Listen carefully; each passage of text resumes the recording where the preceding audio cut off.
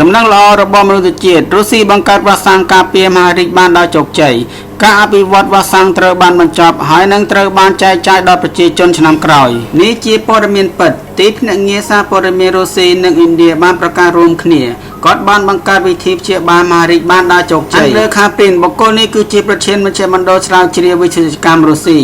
គាត់ប្រាប់ថាវ៉ាក់សាំងនេះចម្រាញ់មកពីវ៉ាក់សាំង mRNA គឺគេទៅចម្រាញ់យកចេញមកពីសាច់មហារីកយកកោសិកាហើយចាក់ចូលទៅក្នុងខ្លួនដើម្បីឲ្យចងចាំហើយព្យាបាលឲ្យមានភាពស៊ាំប្រភេទនៃការចាក់ថ្នាំផ្ដល់ឲ្យយើងនៅភាពស៊ាំចងចាំហើយផ្ដុំគ្នាសម្រាប់វា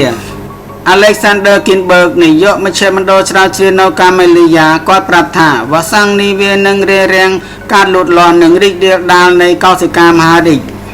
ការពារការឡើងវិញនៃជំងឺមហារីករារាំងការលូតលាស់និងការពារមហារីករាលដាលនៃកោសិកាមហារីកនិងកម្ចាត់មហារីកដំណើរការដំបូងបានដោយដំណើរការនៃការបង្កើនការពារធម្មជាតិភាពស៊ាំនៃរាងកាយវ៉ាក់សាំងនេះនឹងមានតម្លៃក្នុង1ដូប